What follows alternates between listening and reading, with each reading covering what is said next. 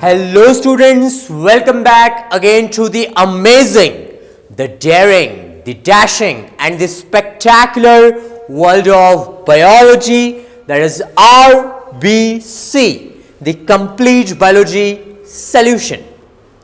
आपण मागच्या 2 लेक्चर्स मध्ये कॅरेक्टर्स ऑफ लिविंग संपवलेले होते. ओके, नॉन डिफाइनिंग कैरेक्टर्स में आता है ग्रोथ एंड रिप्रोडक्शन, और डिफाइनिंग कैरेक्टर जो कि लिविंग बीइंग्स में देखने को मिलते हैं उसके अंदर आता है metabolism, cellular organisation and consciousness. ये सारी चीजें हम देख चुके थे. बहुत अच्छी बात है स्टूडेंट्स कि तुम में से कुछ लोगों ने नोट्स भेजना स्टार्ट कर दिए, लेकिन अगर इतने सारे स्टूडेंट्स वीडियोस देख रहे हैं तो इतने कम के ही नोट्स क्यों? That is why I am saying you कि सारे लोग सिस्टमैटिकली नोट्स बनाओ और मुझे भेजो. ऑलराइट, बिकॉज यही हार्ड वर्क और स्मार्ट वर्क है जो तुम्हें सक्सेस देगा. ऑलराइट, तो अब स्टार्ट करते हैं न्यू पर्टिकुलर यूनिट से, न्यू पर्टिकुलर टॉपिक से, दैट इज डाइवर्सिटी. क्या है?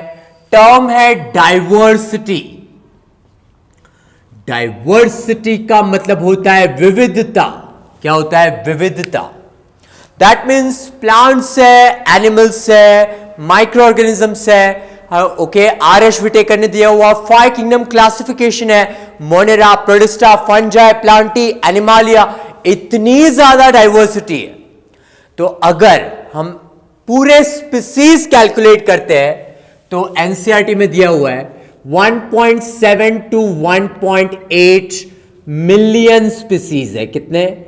1.7 to 1.8 मिलियन इतके जास्त स्पीसीज आहेत. अब इस 1.7 को अगर हम डिवाइड करते हैं 1.7 को, तो हम डिवाइड कर सकते हैं 1.5 एंड 0.2 में. 1.5 मिलियन एंड 0.2 मिलियन. तो 1.5 मिलियन जो आते हैं वो सारे पर्टिकुलर जो है एनिमल्स है. क्या है? एनिमल्स. और 0.2 मिलियन जो आते हैं वो सारे प्लांट्स है, पेड़ पौधे. ओके, अब अगर बात की जाए एनिमल्स की, तो एनिमल्स को डिवाइड किया गया था into non Chordata and Chordata और सारे फाइलम्स में. तो इसके अंदर इंपॉर्टेंट चीज है जिसके ऊपर क्वेश्चन आया हुआ है, which one is the largest phylum? सब में बड़ा फाइलम कौन सा है? सब में बड़ा फाइलम है बड़ा आर्थ्रोपोडा. आर्थ्रोपोडा. आर्थ्रो का मतलब होता है जॉइंटेड, म्हणजे जुळलेले, और पोडा का मतलब होता है लेग्स, जिनके लेग्स पीछे से ऐसे जुड़े हुए. वो सब में लार्जेस्ट फाइलम है और उसके अंदर सब में बड़ी क्लास आती है. वो क्लास है इंसेक्टा. इंसेक्टा. इंसेक्टा का 10,25,000 स्पीसीज है. कितने? 10,25,000 एवढे स्पीसीज आहेत. म्हणजे इतकी डायवर्सिटी भेटते. और उसके बाद में प्लांट्स में अगर हम एरिया वाइज बात करें तो मैक्सिमम डायवर्सिटी सर्वात जास्त विविधता कुठे भेटते? ये मिलती है हमें एक जगह पे जिसका नाम है ट्रॉपिकल रेन फॉरेस्ट. क्या है? ट्रॉपिकल रेन फॉरेस्ट में सब में ज्यादा विविधताएं मिलती है. सब में ज्यादा प्लांट्स के स्पीसीज मिलते हैं. तो एनसीईआरटी में बस इतना दिया हुआ है कि 1.7 से लेके 1.8 मिलियन स्पीसीज है. हमने उसी को थोड़ा और एग्जाम्प्लीफाई किया. 1.5 and 0.2. 1.5 are animals, 0.2 are plants. Animals में सर्वात मोठा फाइलम इज आर्थ्रोपोडा, आणि आर्थ्रोपोडा मध्ये सर्वात मोठी क्लास आहे इंसेक्टा. और प्लांट्स की सब में ज्यादा डायवर्सिटी मिलती है, maximum diversity tropical rain forest में. अब याच्यामध्ये एग्जाम मध्ये विचारलेला क्वेश्चन कोणता आहे? एग्जाम मध्ये विचारलेला लार्जेस्ट फाइलम कोणता आहे? तो इसको 5 स्टार पॉइंट कर लो बेटा, 5 star point. Largest phylum is arthropoda. Exam में और एक क्वेश्चन पूछा गया है कि सब में ज्यादा डाइवर्सिटी कौन से फॉरेस्ट में मिलती है, उसका आंसर है ट्रॉपिकल रेन फॉरेस्ट। तो इसको भी कर लो एज 5 स्टार पॉइंट। ओके, अब हम आते हैं एक पर्टिक्युलर टर्म पे, आणि ती टर्म आहे इथे टैक्सोनॉमी। कौन सी टर्म है? टैक्सोनॉमी। ये टर्म है बेटा टैक्सोनॉमी। अब हम ये टर्म को क्या करते हैं? स्प्लिट करते हैं, याचं आपण विभाजन करूया। Taxes and nomos, taxes and nomos. Taxes का मतलब होता है अरेंजमेंट। क्या होता है? अरेंजमेंट। और नोमोस का मतलब होता है लॉ या रूल्स के हिसाब से। मतलब हम क्या करने वाले हैं? कुछ रूल्स अप्लाई करके ऑर्गेनिजम्स को हम क्लासिफाय करने वाले, उनकी अरेंजमेंट करने वाले। त्याला आपण म्हणतो taxonomy, arrangement as per the law और रूल्स। अब टैक्सोनॉमी के फादर कौन थे? Father of taxonomy, father of taxonomy, taxonomy के फादर थे सर, क्या बोलना है इनको? Sir Carolus Linnaeus. Carolus Linnaeus इसके फादर थे। ये फादर ऑफ टैक्सोनॉमी हुए, क्वेश्चन आलेला एग्जाम मध्ये। आणि father of Indian taxonomy, father of Indian taxonomy, father of Indian taxonomy, ये है एच सैंटापाउ। कौन सा पाउ? एच सैंटापाउ। ये है father of Indian taxonomy. Okay, तो देखो यहां पे हमने देखा एक टर्म जो कि है टैक्सोनॉमी, उसको हमने स्प्लिट किया टैक्सेस एंड नोमोस में। टैक्सेस चा अर्थ होतो अरेंजमेंट आणि नोमोस चा अर्थ होतो बाय लॉ और rules. Father of taxonomy is Carolus Linnaeus. Exam मध्ये विचारलेला क्वेश्चन है, who is father of taxonomy? Answer Carolus Linnaeus. तो इसको कर लो as 5 star point, 5 star point. And father of Indian taxonomy ये है एच सैंटापाउ। कौन है? एच सैंटापाउ।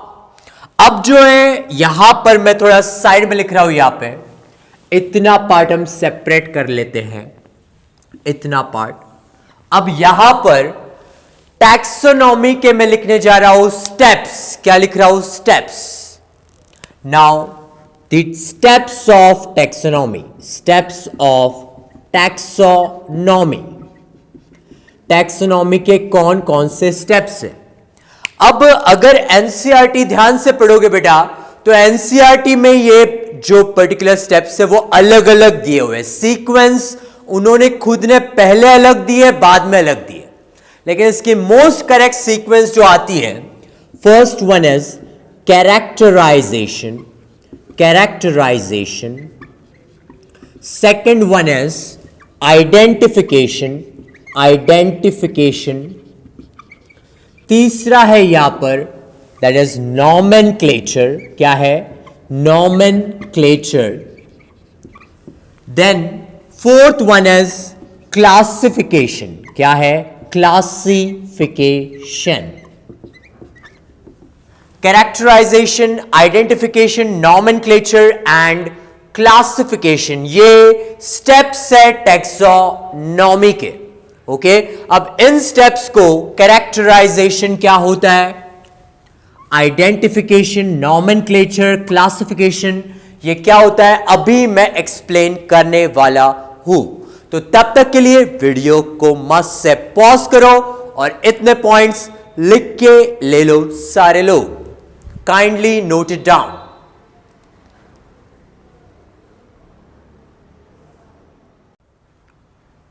तो चलो my dear friends and buddies, अभी हम देखते हैं steps of taxonomy. Okay, the steps of taxonomy. Taxonomy के कौन कौन से स्टेप्स है जो अभी मैंने लिख के दिए थे। स्टेप्स ऑफ टैक्सोनॉमी, अब जो बहुत से बुक्स में पहला स्टेप मेंशन नहीं है, दैट इज कैरेक्टराइजेशन। ओके, तो पहला स्टेप क्या है? कैरेक्टराइजेशन है। क्या है? First step is characterisation. अब कैरेक्टराइजेशन का मतलब क्या है? अब देखो, इतने 1.7 to 1.8 मिलियन इतने ज्यादा ऑर्गेनिजम्स है, और हमें हर ऑर्गेनिज्म की अगर डिटेल्ड स्टडी करना है तो ये प्रैक्टिकली पॉसिबल नहीं है। इसलिए हमें इसको क्या करना पड़ेगा? एक अलग से ग्रुप में रखना पड़ेगा, और उस ग्रुपिंग सिस्टम को ही हम टैक्सोनॉमी कहते हैं। हम क्या करेंगे? जो एक ऑर्गेनिज्म है, लेट्स सपोज मैं हूं, तो मेरे में कौन कौन से पर्टिकुलर कैरेक्टर्स है? मेरे में इंसानों वाले गुण दिखे गए, मेल्स वाले गुण दिखे गए, इसलिए मुझे ह्यूमन बींग्स होमो सेपियंस कैटेगरी में रखा गया इनटू द मेल्स। ओके, तो हमने क्या देखा? कैरेक्टर्स देखे। क्या देखे? कैरेक्टर्स। कैरेक्टर्स का अर्थ हो तो गुणधर्म बगने। काय बगने? गुणधर्म बगने। दैट मीन्स कौन कौन से गुण है ये इसमें देखा जाता है। अब दूसरा पर्टिकुलर स्टेप पे यहां पे step number 2, step number 2 is identification. Identification. अब आइडेंटिफाई करना मतलब, जैसे कि मेरे कुछ पर्टिकुलर कैरेक्टर्स देख के, जैसे कि मेल्स में शोल्डर्स ब्रॉड होते हैं, बियर्ड आती है, वॉइस जो है होर्स रहती है, रफ वॉइस रहती है, इसलिए मेल कैटेगरी में रखा गया। दैट मीन्स पहचाना गया। पहचानने को बोलते हैं identification. Identification means to recognise. To recognise, recognise म्हणजे इसका मतलब होता है पहचानना। अब हमने उस ऑर्गेनिज्म को पहचान लिया कि हाँ भाई, ये ऑर्गेनिज्म जो है प्लांट है, तो इसको हम फिर प्लांट की कैटेगरी में रखेंगे।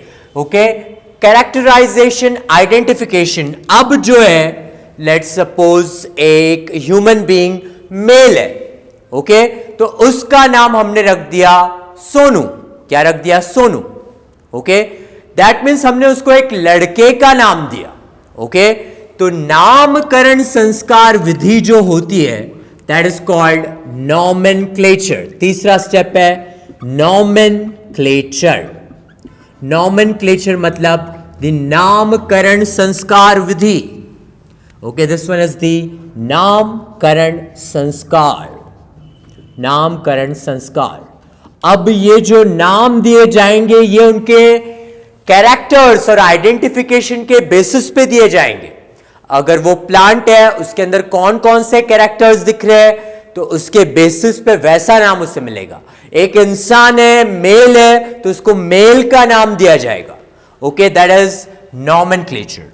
फिर आया स्टेप नंबर 4। आया step number 4, that is classification. Step number 4 is classification. अब हम इसको क्लासिफाय करने वाले हैं। तर हे क्लासिफिकेशन कशाच्या बेसिसवर? सिमिलॅरिटीज म्हणजे समानता, similarities and dissimilarities. Similarities and dissimilarities के बेसिस पे कौन कौन सी ऐसी चीजें जो समान है? समान है, सेम है, तो उसको एक ग्रुप में रखो, अलग है तो उसको अलग ग्रुप में प्लेस करो। That means similarities and dissimilarities देख के they are grouped in categories. They are grouped in categories. यांना वेगवेगळ्या कॅटेगरीज मध्ये ग्रुप केलं जातं। ओके, तो ये है steps of taxonomy. Very simple. सब में पहले काय काय गुणधर्म आहेत ते बघा, कॅरेक्टर्स बघा, नंतर आयडेंटिफाय करा, प्लांट आहे की ॲनिमल आहे की मायक्रो ऑर्गॅनिझम आहे की फंगस आहे, मेल आहे की फिमेल आहे, हे आयडेंटिफाय करणं, आणि जसं आयडेंटिफाय केलं त्या अनुसार त्याला नामांकरण करणं, दॅट इज द नॉमेनक्लेचर। आणि नामकरण संस्कार केल्यावर त्याला क्लासिफाय करणं, क्लासिफिकेशन उसका करना सिमिलैरिटीज एंड डिसिमिलैरिटीज देख के, समानता और विरुद्धता देख के उनको कोई ग्रुप में कैटेगरी में रख देना, ये पूरा चीज आता है टैक्सोनॉमी में।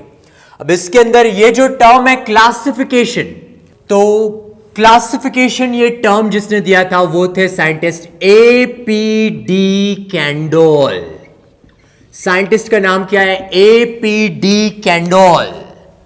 इन्होंने ये टर्म दिया था क्लासिफिकेशन, टर्म क्लासिफिकेशन ये दिया था।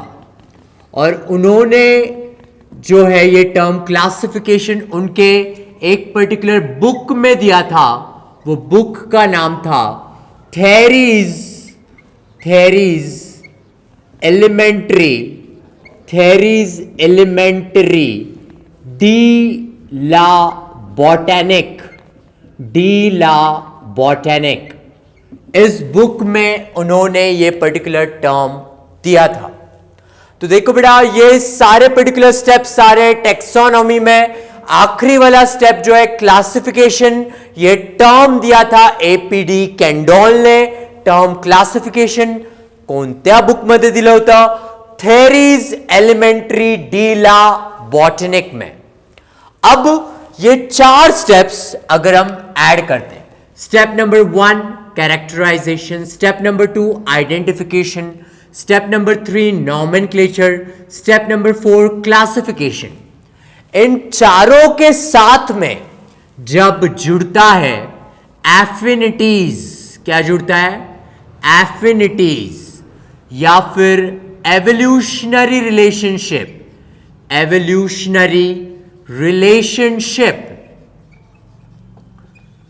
या फिर हम और भी बोल सकते हैं जेनेटिक रिलेशनशिप। क्या? Genetic relation. जब ये चीजें जुड़ जाती है इन चारों स्टेप्स के साथ में, पहला स्टेप कैरेक्टराइजेशन, दूसरा आइडेंटिफिकेशन, तीसरा नॉमेनक्लेचर, चौथा क्लासिफिकेशन, ये 4 के साथ में जब एफिनिटीज, एवोल्यूशनरी रिलेशनशिप या जेनेटिक रिलेशनशिप जुड़ता है तो बनती एक नई ब्रांच आणि त्या ब्रांचचं नाव आहे सिस्टेमॅटिक्स। क्या है? सिस्टेमैटिक्स। ये पर्टिकुलर ब्रांच बनती है। और सिस्टेमैटिक्स ये जो टर्म है, ये टर्म दिया था कैरोलस लिनियस ने। किसने? कैरोलस लिनियस यांनी हा टर्म दिला होता। ओके, सिस्टेमा ये जो वर्ड है सिस्टेमा, ये एक लैटिन वर्ड है। कैसा वर्ड है? लैटिन वर्ड है। ओके, तो ये हुआ पूरा डिटेल रिगार्डिंग टैक्सोनॉमी के 4 स्टेप्स। और उसके साथ में जब ये 5वीं स्टेप जुड़ जाती है, एफिनिटीज मतलब क्या रिलेशन है उनका, एवोल्यूशनरी रिलेशनशिप मतलब उनके पूर्वजों की हिस्ट्री, जेनेटिक रिलेशनशिप मतलब जीन्स के लेवल पे 2 ऑर्गेनिज्म अगर मैच कर रहे तो उनको एक ग्रुप में रख दो, अगर वो जीन के लेवल पे मैच नहीं कर रहे, जीन्स अलग अलग है, तो उनको अलग ग्रुप में रख दो।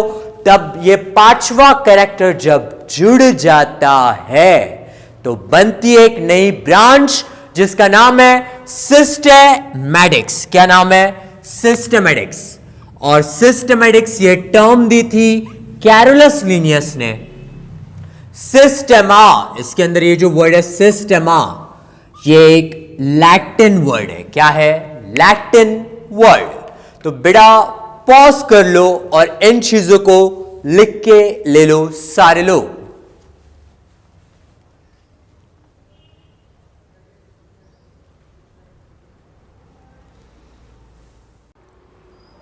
तो फ्रेंड्स, अभी हमने लिया पर्टिकुलर टैक्सोनॉमी के steps, characterisation, identification, nomenclature, classification. और इस क्लासिफिकेशन के साथ में जब एफिनिटीज, जेनेटिक रिलेशनशिप या एवोल्यूशनरी रिलेशनशिप जुड़ जाती है तो बनता है सिस्टेमैटिक्स। तो अब देखते हैं इस पर्टिकुलर टर्म को, सिस्टेमैटिक्स। कोनी दिली होती टर्म सिस्टेमैटिक्स, दिली होती कैरोलस लिनियस ने। सिस्टेमा कैसा वर्ड है? लैटिन वर्ड है। इसका मतलब होता है systematic arrangement, systematic arrangement of living organisms, जे काही लिव्हिंग ऑर्गॅनिझम्स आहे त्यांची सिस्टमॅटिक अरेंजमेंट करणे याला आपण सिस्टमॅटिक्स असं म्हणतो. अब जो सिस्टमैटिक्स है बेटा यहां पे कैरोलस लीनियस ने दिया हुआ ये टर्म. जब कैरोलस लीनियस स्टडी कर रहे थे तो इन्होंने जो भी पर्टिकुलर पूरे प्लांट्स है, सर्व प्लांट्स, जो भी पेड़ पौधे हैं, उनके बारे में जो भी इंफॉर्मेशन थी, जी काही माहिती होती ती एक बुक मध्ये दिली होती. त्या बुकचं नाव होतं, बुक का नेम था स्पीसीज प्लॅन्टॅरम. बुक का नाम क्या है? स्पीसीज प्लॅन्टॅरम. या बुक मध्ये पूर्ण इन्फॉर्मेशन दिली होती. बुक का नाम है स्पीसीज प्लॅन्टॅरम. प्लैंटैरम आया मतलब इंफॉर्मेशन किसकी है? प्लांट्स की है. उसके बाद में इन्होंने एनिमल्स की जो स्टडी की तो एनिमल्स का जो भी इंफॉर्मेशन है वो एक बुक में दिया था. वो बुक का पर्टिकुलर नेम है सिस्टेमा नॅचुरी. क्या नाम है? सिस्टेमा नॅचुरी. याच्यामध्ये त्यांनी एनिमल्सची इन्फॉर्मेशन दिली होती. एनिमल्स की इंफॉर्मेशन इन द बुक सिस्टेमा नॅचुरी. किसने स्टडी की प्लांट्स और एनिमल्स पे? कैरोलस लीनियस ने. ओके, और उन्होंने ही टर्म दिया सिस्टेमैटिक्स. अब जो है सिस्टेमैटिक्स अगेन दो टाइप के हैं. सिस्टेमैटिक्स चाहे दोन प्रकारचे आहेत. सिस्टेमैटिक्स में पहला आता है old systematics and new systematics. Old systematics and new systematics. अब जो ओल्ड वाला सिस्टेमैटिक्स है, पुराने तरीके का, ओके, तो इसके अंदर सिर्फ और सिर्फ बाहरी कैरेक्टर्स देखे गए, एक्सटर्नल मॉर्फोलॉजिकल कैरेक्टर्स देखे गए. क्या देखे गए? एक्सटर्नल मॉर्फोलॉजिकल कैरेक्टर्स बघितले गेले. एक्सटर्नल मॉर्फोलॉजिकल कैरेक्टर्स देखे गए. एक्सटर्नल मतलब सिर्फ बाहर से ही देखा गया. जैसे एक प्लांट को अगर बाहर से देखते हैं तो हमें मिलते हैं, you can see the roots, stem, leaves, flowers, fruits.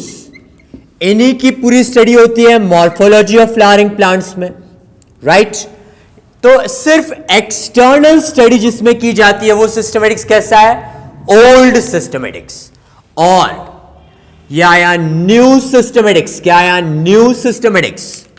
New systematics को और एक नाम दिया गया है, दैट इज नियो सिस्टमैटिक्स. क्या नाम है? नियो सिस्टमैटिक्स असं नाव आहे. Neo systematics. नियो सिस्टमॅटिक्स ही जी टर्म दिली होती, term by scientist Julian Huxley. Julian Huxley यांनी ही टर्म दिली होती इन द इयर 1940. या इयर मध्ये ही टर्म दिली होती आणि न्यू सिस्टमॅटिक्स ही टर्म जुलियन हक्सलीने दिली होती. हा क्वेश्चन एग्जाम मध्ये विचारलेला आहे. सो इसको कर लो बेटा एज 5 स्टार पॉइंट. इसको you will do it as 5 star point. अब जो पुराने तरीके का सिस्टमॅटिक्स था त्याच्यामध्ये फक्त एक्सटर्नल कॅरेक्टर बघितले गेले. पण न्यू सिस्टमॅटिक्स मध्ये एक्सटर्नल कॅरेक्टर बघितले गेले प्लस इंटरनल कैरेक्टर बघितले गेले. इंटरनल मतलब अंदर का सेल स्ट्रक्चर देखा गया. सेल स्ट्रक्चर जो हम पढ़ते हैं एनाटॉमी में. फिर और देखा गया एफिनिटीज म्हणजे काय नातं आहे ते. प्लस देखा गया एवोल्यूशनरी रिलेशन, ओके, और जेनेटिक रिलेशन भी देखा गया. तो सारी चीजें बेसिक से जो देखी गई वो सारी न्यू सिस्टमेटिक्स में आती है। तो एक बार तुम्हारे लिए बच्चा लोग प्यार से रिपीट कर रहा हूं मैं कंसेप्ट को, फोकस करो और ध्यान से सुनो। सिस्टमॅटिक्स ही टर्म दिली होती कॅरोलस लिनियसने। सिस्टमॅटिक्स म्हणजे systematic arrangement of living organisms. Carolus लिनियसने प्लांट्सचं डिस्क्रिप्शन दिलं होतं in the book Species Plantarum. ॲनिमल्सचं डिस्क्रिप्शन दिलं होतं in the book Systema Naturae, आणि सिस्टमा नॅचुरीचं 10th एडिशन, कोणता एडिशन? 10th वाला वॉल्यूम में इसका डिस्क्रिप्शन दिया था। सिस्टमैटिक्स पुराने टाइप का भी है ओल्ड एंड नए टाइप का भी है न्यू। जो पुराने टाइप का है उसके अंदर सिर्फ एक्सटर्नल मॉर्फोलॉजिकल कैरेक्टर्स देखे गए, दैट मीन्स सिर्फ बाहरी स्टडी की गई। और जो न्यू सिस्टमैटिक्स है, न्यू सिस्टमैटिक्स, इसमें एक्सटर्नल कैरेक्टर्स भी देखे गए, इंटरनल भी देखे गए, एफिनिटीज, ओके, मतलब क्या रिलेशन है पूर्वजों से, एवोल्यूशनरी रिलेशन देखा गया, जेनेटिक रिलेशन देखा गया। जब सारी चीजें देखकर ऑर्गेनिज्म को अरेंज किया गया सिस्टमॅटिकली, त्याला आपण म्हणतो न्यू सिस्टमॅटिक्स। आणि न्यू सिस्टमॅटिक्स ही टर्म दिली होती जूलियन हक्सली साहब ने। यह टर्म दी थी 1940 में, एग्जाम में आया हुआ क्वेश्चन है, इसलिए इसको मैंने किया है 5 स्टार मार्क। ओके बेटा, तो इतना चीज सारे लोग लिख के ले लो एवरीवन।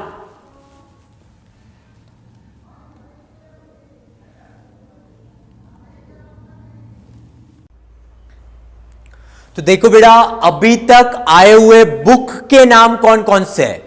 एपीडी कैंडोल ने क्लासिफिकेशन, ये टर्म दिया था कौन सी बुक में? थेरीज एलिमेंट्री डी ला बॉटनिक।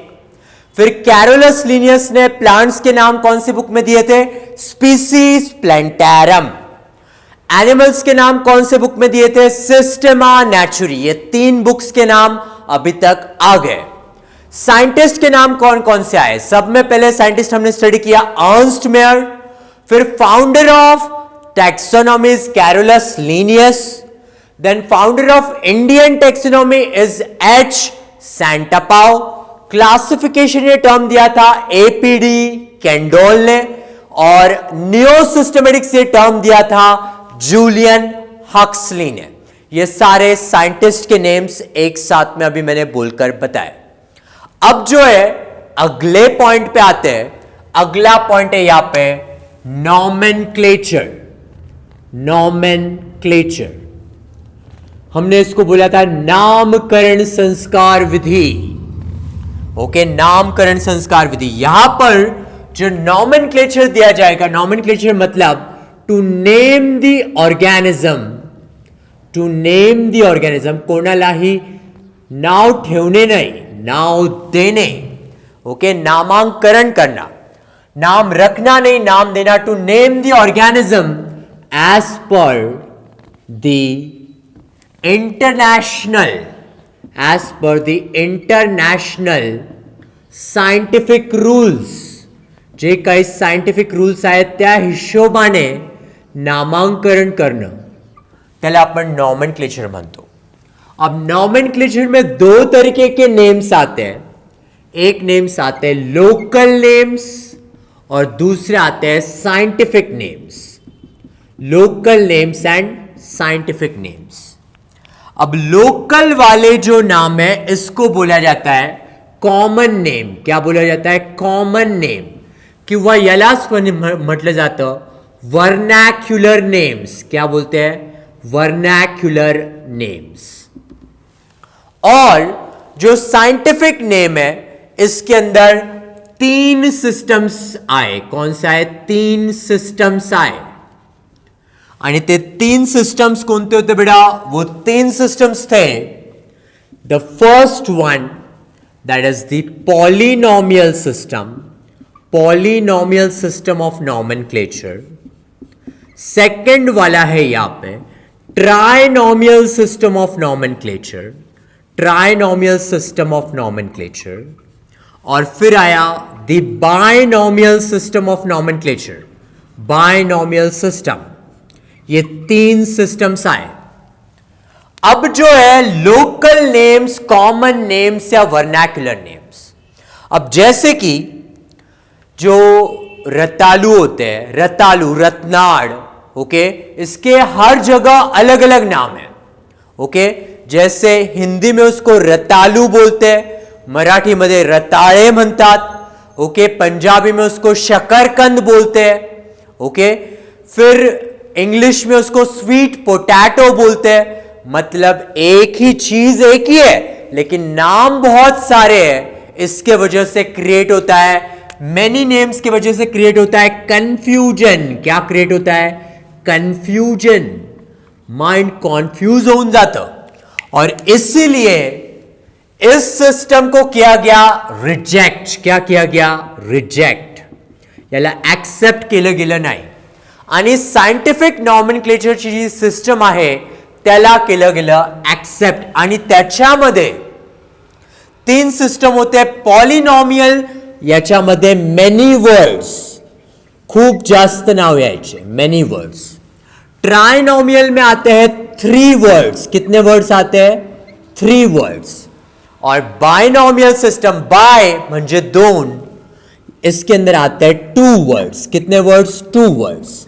तो इन तीनों सिस्टम में से सर्वात जास्त ऍक्सेप्ट केले जाणारी सिस्टम कोणती आहे? तो वो है binomial system of nomenclature, most accepted system of nomenclature.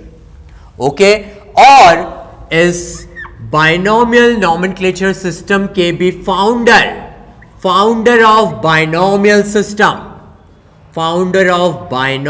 System, ये भी थे कैरोलस लीनियस। कौन थे? Carolus Linnaeus. ये थे फाउंडर ऑफ बायनॉमियल सिस्टम। तो देखो बेटा, नॉमेनक्लेचर म्हणजे नामकरण संस्कार विधी, याच्यामध्ये लोकल नेम, कॉमन नेम किंवा वर्नॅक्युलर नेम्स। चीज एक ही आहे, जैसे की रताळे एकच आहे, पण त्याला वेगवेगळ्या भागांमध्ये, ओके, वेगवेगळ्या देशांमध्ये, वेगवेगळ्या भाषांमध्ये त्याला वेगवेगळं नाव दिलेलं आहे। इसलिए एक चीज को बहुत सारे नाम होने की वजह से कंफ्यूजन क्रिएट होता है, त्यामुळे या सिस्टमला केलं गेलं रिजेक्ट। फिर साइंटिफिक नॉमेनक्लेचर सिस्टम आई, वैज्ञानिक, जिसके अंदर बहुत सारे वर्ड्स रहने वाली आई, पॉलिनॉमियल सिस्टम। काय असते आता मी एक्सप्लेन करणार आहे। ट्राइनॉमियल सिस्टम 3 वर्ड्स आते हैं, क्या है मैं बताने वाला हूं। और बायनॉमियल सिस्टम जिसमें 2 वर्ड्स आते हैं, ये सब में ज्यादा एक्सेप्ट की गई सिस्टम है। हा क्वेश्चन एग्जाम मध्ये आलेला आहे, 5 star point. Okay, most accepted system of nomenclature is binomial system of nomenclature. आणि याचे फाउंडर कोण होते? Founder of binomial system Carolus Linnaeus. हा पण क्वेश्चन एग्जाम मध्ये आलेला आहे, 5 स्टार पॉइंट। ओके बेटा, तो इतनी चीजें जो है सारे लोग प्यार से लिख के ले लो एवरीवन। ये 3 सिस्टम्स और ये 2 तरीके नॉमेनक्लेचर के, ये सारे लोग लिख के ले लो एवरीवन। सो फ्रेंड्स, स्टार्ट करते हैं अब polynomial system of nomenclature. Polynomial system of nomenclature. Poly का मतलब क्या होता है? पॉली मतलब मेनी, मेनी मतलब बहुत सारे वर्ड्स इसमें रहेंगे। Polynomial system. अब पॉलिनॉमियल सिस्टम जो है, इसके अंदर क्या है? Many words. एक ही चीज को पहचानने के लिए बहुत बड़ा नाम दिया गया। ओके, जैसे तुम्हें पता है एपीजे अब्दुल कलाम, इनका नाम भी बहुत बड़ा था, प्रोनाउंस करने में डिफिकल्ट था। ओके, तो एपीजे अब्दुल कलाम कर दिया उसको। अब वैसे ही यहां पे पॉलिनॉमियल सिस्टम में मेनी वर्ड्स आते हैं, इसका यहां पे हम लेते हैं एग्जाम्पल। क्या लेते हैं? एग्जाम्पल। ओके, कैसे बहुत सारे वर्ड्स आते हैं। जैसे एक चीज का नाम है, मैं जो लिख रहा हूं वो नाम है कैरियोफाइलम, कैरियोफाइलम, सेक्साटिलिस, सेक्साटिलिस, फोलिस, ग्रामिनियस, ग्रामिनियस, अम्बेलेटिस, अम्बेलेटिस, कोरेम्बेस, कोरेम्बेस। ये एक ही इसका नाम है, एक ही चीज का नाम है। इसका मतलब होता है कैरियोफाइलम जो रॉक पे ग्रो करता है, ओके, और जिसके ग्रास लाइक लीव्स है और उसमें इन्फ्लोरेसेंस कौन सा है, अम्बेल। अम्बेल इन्फ्लोरेसेंस में सारे फ्लावर्स कैसे आते हैं, ऐसे ऊपर आते हैं, ओके, यहां पर सारे फ्लावर्स डेवलप होते हैं। तो देखो बेटा इसमें कितने वर्ड्स आए, मेनी वर्ड्स। वर्ड नंबर 1 2 3 4 5 6, इतने 6 वर्ड्स आने के वजह से ये काफी डिफिकल्ट था, खूप कठीण होतं याला लक्षात ठेवणं। त्यामुळे पॉलिनॉमियल सिस्टमला केलं गेलं रिजेक्ट, इसको भी क्या मिला, रिजेक्शन। फिर आया नेक्स्ट वाला system, second system, that is trinomial system. क्या आया, ट्राइनॉमियल सिस्टम। अब ट्राइनॉमियल में कितने वर्ड्स रहेंगे, ट्राई मतलब 3, कितने, 3 वर्ड्स, यहां पे आएंगे 3 वर्ड्स, 3 वर्ड्स इसमें रहेंगे। अब वो 3 वर्ड्स का एग्जाम्पल मैं यहां पे ले रहा हूं, ओके, जैसे इसका एग्जाम्पल हमने यहां पे लिया, अब इसका एग्जाम्पल लेते हैं, यहां पे ट्राइनॉमियल सिस्टम का एग्जाम्पल लेते हैं। अब देखो यहां पे पहला नेम रहेगा जीनस का नाम, दूसरा नाम रहेगा स्पीसीज का नाम, और तीसरा नाम रहेगा वैरायटी का नाम, वैरायटी का नाम, okay, name of the variety. जैसे पहला आया ब्रासिका, ब्रासिका, स्पीसीज का नाम है ओलरेसी, क्या है, ओलरेसी, वैरायटी का नाम है बॉट्रिटिस, क्या है, बॉट्रिटिस। ब्रासिका, ओलरेसी, बॉट्रिटिस, ये 3 वर्ड्स मिलके एक इसका कॉमन नेम है, क्या है, कॉमन नेम, कॉमन नेम। इसका कॉमन नेम है यहां पर, इसका कॉमन नेम है दैट इज कॉलीफ्लावर। कॉलीफ्लावर म्हणजे काय, फूलगोभी। कौन सी गोभी, फूलगोभी, ओके, फ्लावर मतलब फूल, फूलगोभी का साइंटिफिक नेम क्या है, ब्रासिका ओलरेसी, वैरायटी बॉट्रिटिस। फिर उसके बाद में अब दूसरा एग्जाम्पल लेते हैं यहां पे, अगेन सेकंड एग्जाम्पल, उसका नेम है brassica, brassica ओलरेसी, Brassica oleracea, variety है यहां पे कैपिटाटा, क्या है, कैपिटाटा, ये वैरायटी है। जैसे वैरायटी चेंज हुई तो नाम भी इसका चेंज हो गया, ये बन गया कैबेज। क्या बन गया, कैबेज। कैबेज मतलब पत्ता गोभी। कौन सी गोभी, पत्ता गोभी। तो पत्ता गोभी का साइंटिफिक नेम क्या है, Brassica oleracea, variety is capitata. 3 words आ रहे हैं इसमें, एक जीनस का, एक स्पीसीज का और एक वैरायटी का, 3 आ रहे हैं, इसलिए ये ट्राइनॉमियल सिस्टम है। कौन सा है, ट्राइनॉमियल सिस्टम। अब जो है तीसरा एग्जाम्पल लेते हैं, तीसरा example Brassica, Brassica, okay, then oleracea, Brassica oleracea, variety है यहां पे कॉलोरैपा। कौन सी है, कॉलोरैपा, ही वैरायटी आहे थे। नाम क्या है बेटा, ब्रासिका ओलरेसी, वैरायटी इज कॉलोरैपा। इसका मतलब होता है नोल खोल, नोल खोल, नोल खोल, नॉट पोल खोल, नोल खोल। इसका मतलब होता है वाइल्ड कैबेज। क्या होता है, वाइल्ड कैबेज। इसको गड्ढा गोभी भी बोलते हैं, ओके। तो ये हुआ ट्राइनॉमियल सिस्टम ऑफ नॉमेनक्लेचर, जिसके अंदर 3 वर्ड्स आते हैं, एक जीनस का नाम, एक स्पीसीज का नाम और वैरायटी का नाम। वैरायटी का नाम रहेगा in the case of plants, in the case of plants. और यहां पर अगर हम एनिमल का एग्जाम्पल लेते हैं तो एनिमल केस में आता है सब स्पीसीज। क्या आता है? Sub species. स्पीसीज के बाद में क्या आता है यहां पे? Sub species. ओके बेटा, तो देखो यहां पे पॉलिनॉमियल सिस्टम याच्यामध्ये खूप जास्त वर्ड्स होते, त्यामुळे या सिस्टमला रिजेक्ट केलं गेलं. ट्रायनॉमियल सिस्टम मध्ये 3 वर्ड्स आहे, एक जीनस, एक स्पीसीज, और प्लांट्स के केस में वैरायटी, एनिमल्स के केस में सब स्पीसीज. कॉलीफ्लावर का साइंटिफिक नेम है ब्रासिका ओलेरेसी वैरायटी बॉटरेटिस. कैबेज का साइंटिफिक नेम है ब्रासिका ओलेरेसी वैरायटी कैपिटेक्टा. और नोलखोल वाइल्ड कैबेज का साइंटिफिक नेम है ब्रासिका ओलेरेसी वैरायटी कोलोरापा. ओके बेटा, तो ये सारी चीजें प्यार से लिख के ले लो.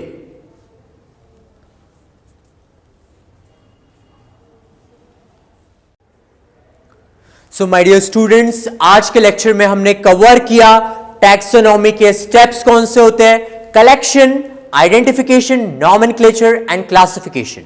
त्याच्या सोबत जुडलं जर एफिनिटीज, एव्होल्यूशनरी रिलेशन किंवा जेनेटिक रिलेशन, तो बनता है सिस्टेमैटिक्स.